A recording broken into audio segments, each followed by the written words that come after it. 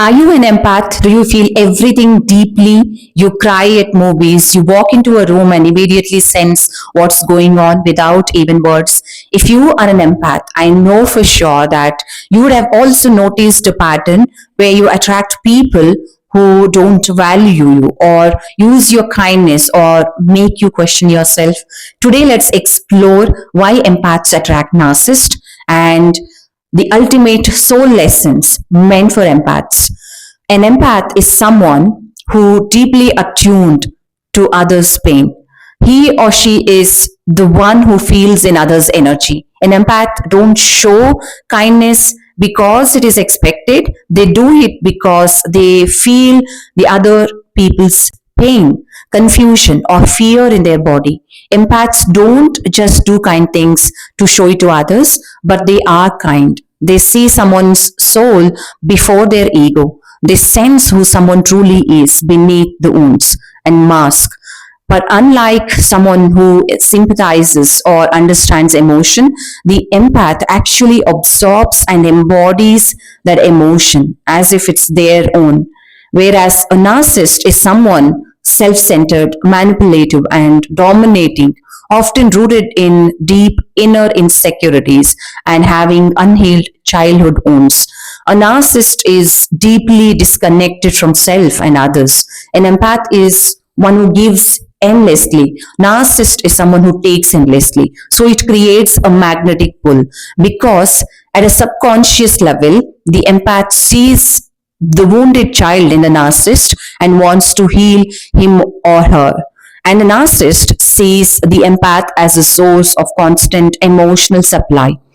This bond doesn't begin in adulthood, it begins in childhood. Why? Because many empaths were raised in an environment where their emotions were invalidated.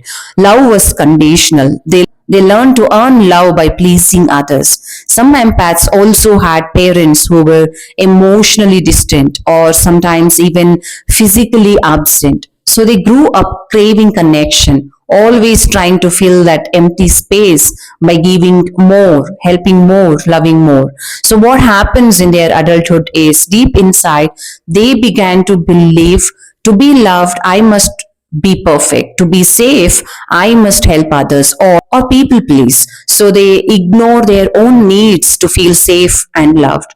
So they attract narcissists who learned the opposite to survive by controlling and not feeling, to demand love and not give it, or to dominate. Empaths usually think, how did I attract a narcissist? I am kind, caring, loving. How could my frequency match theirs? Because matching frequencies attract. But here is the truth. It's not that your kindness attracted their cruelty. It's that deep inside you both carried the same wound, the wound of not feeling enough, and which came from the same low vibration, fear, unworthiness, and the need to feel loved. At the subconscious and energetic level, what's really happening is it's a mirror of unhealed wounds and unmet needs. At a subconscious level, both the empath and the narcissist experienced emotional neglect or low sense of safety to express true emotions in their childhood. But the coping was in opposite ways. Empath learns that if I'm good, helpful, and kind, I will be loved. Narcissist learns that if I'm powerful, admired, in control, I will be safe. So the empath becomes a healer. The narcissist becomes a wound that can't be healed. On a deeper level, actually, empath narcissist connection happens for a reason. It is to learn key soul lessons for the empath, like boundary setting, learning self-worth, self-trust, etc. Energetically, this connection is not there to punish an empath. It's there to awaken the empath. When an empath meets a narcissist, it's not random. It's frequency meeting frequency. Not because an empath is weak, but because somewhere deep inside, empaths believe that love must be earned and I should be nice and kind to everyone, even if I'm ignoring my own self. So actually, the narcissist didn't come to destroy the empath. They came to reveal something to you. They exposed the places where you gave too much, stayed too long, and silenced your truth to keep the peace. You don't have to hate them, but you only have to understand why you had that relationship. Because every connection, even the painful ones, is an energetic contract. It's a mirror revealing you your own limiting beliefs. Because anything that triggers you is a mirror from the universe. Being an empath is a gift, but only if you understand it very well. You feel you have been taken for granted and energetically you're drained, which is true, but at the same time, it's time for you to raise your vibration, raise your energy frequency, to stop just surviving and start learning the lessons that make you truly powerful. Now, let's talk about the lessons every empath must learn. As an empath, I felt this. Firstly, stop being a sponge and absorb everyone's energy around and start being a light. Just because you can feel someone's pain doesn't mean you're responsible for their life, for their healing, and everything about them. This is the biggest trap for empath. You feel someone suffering and instantly want to fix it. You take it on like it's yours. But that's not love, that's over responsibility. You are not their emotional trash bin. You are a soul with a purpose, and your energy is sacred. Second thing is setting boundaries. Boundaries are not walls, they are filters. When you set boundaries, you're not pushing people away, you're protecting your energy. You are not here to dim your light to keep others comfortable. You are here to expand into your power. So, your energy is your responsibility. Many empaths absorb emotions from people, places, and even conversations. And later they blame the world for how drained they feel. But the truth is, you are responsible for the energy you allow, you keep, and you carry. You need to learn to ground yourself. You need to work on your own energy frequency first. Empaths stay too long waiting, hoping someone will see their worth. But let me tell you this, your kindness is not meant to destroy you. It's meant to radiate from a place of self respect.